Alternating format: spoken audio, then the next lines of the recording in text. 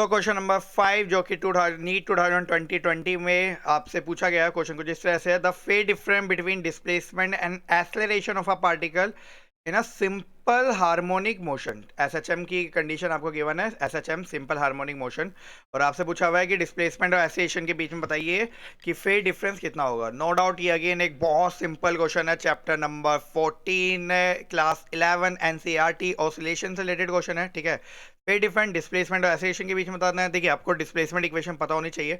जो एसएचएम के केस में, सिंपल हार्मोनिक मोशन के केस में, डिस्प्लेसमेंट की मेन इक्वेशन, जनरल इक्वेशन हम लेते हैं, वो होती है y equal to a sine omega T.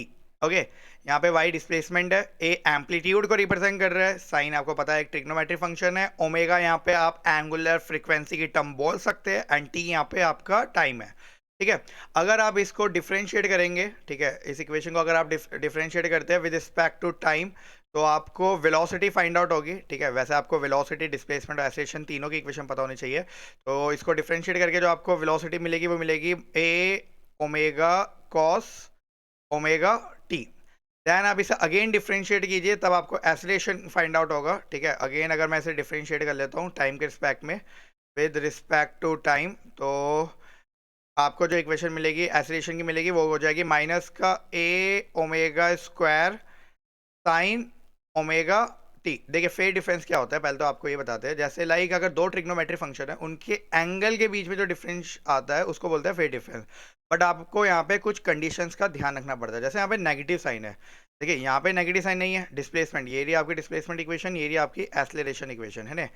अगर यहाँ पे नेगेटिव नहीं है और यहाँ पे अगर नेगेटिव है, तो इस नेगेटिव को पहले पॉजिटिव में कन्वर्ट कर लीजिए। तो आपको पता होना चाहिए इस नेगेटिव के साइन को अगर आप अंदर भेजेंगे तो इसको हम लिख सकते हैं A omega square sine omega t plus में पाई, है ना, पाई प्लस ओमेगा टी, यानी कि थर्ड क्वाड्रेंट। और थर्ड क्वाड्रेंट में जो साइन होता है वो क्या होता है, नेगेटिव। तो ध्यान रखिए, नेगेटिव जब भी आता है तो पाई आ जाएगा आपका, ठीक है ना, साइन की टर्म में। तो अगर अब आप यहाँ पे देखते हैं कि एंगल में कितना डिफरेंस आ रहा है। देखिए, डिस्प्लेसमेंट में साइन ओमेगा टी है, यहाँ पे sign omega t plus pi है, तो फेज डिफरेंस कितना हो गया, पाई। तो यहाँ पे जो इसका राइट आंसर होगा ऑप्शन नंबर 1 हो जाएगा, पाई रेडियन। देखिए, फेज डिफरेंस एक बहुत लंबा चौड़ा टॉपिक है। अगर मैं बात करते हैं यहाँ पे कि डिस्प्लेसमेंट और वेलोसिटी के बीच में फेज डिफरेंस कितना होता है, देखिए यहाँ पे साइन ओमेगा टी लिखा है, यहाँ पे कॉस ओमेगा टी लिखा है। साइन और कॉस, इस कॉस को आपको कन्वर्ट करना पड़ता है साइन की फॉर्म में, क्योंकि ये सारे आइडेंटिकल होने चाहिए, ठीक है ना। तो साइन को कॉस की फॉर्म में कन्वर्ट करेंगे तो यहाँ पे 90 ऐड करना पड़ता है। और एक मैं आपको सिंपल बेसिक रूल भी सिखा सकता हूँ। जैसे ये साइन और कॉस है, तो साइन और कॉस की टर्म में जब भी फेज डिफरेंस आता है वो आपका 90 आता है, पाई बाय 2। ये साइन और साइन ही है, बस इसके आगे नेगेटिव का साइन है। किसी के भी आगे अगर नेगेटिव का साइन हो तो जो फेज डिफरेंस आता है वो पाई की फॉर्म में आता है।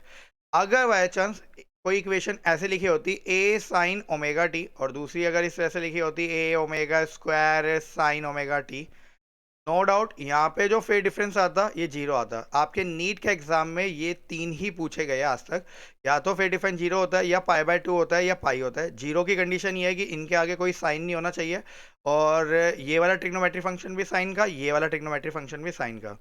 पाई बाय 2 की कंडीशन ये है कि एक ट्रिग्नोमेट्रिक फंक्शन साइन का होना चाहिए, दूसरा ट्रिग्नोमेट्रिक फंक्शन कॉस का होना चाहिए, बस उनके एंगल सेम होने चाहिए, इस चीज़ का ध्यान रखिएगा।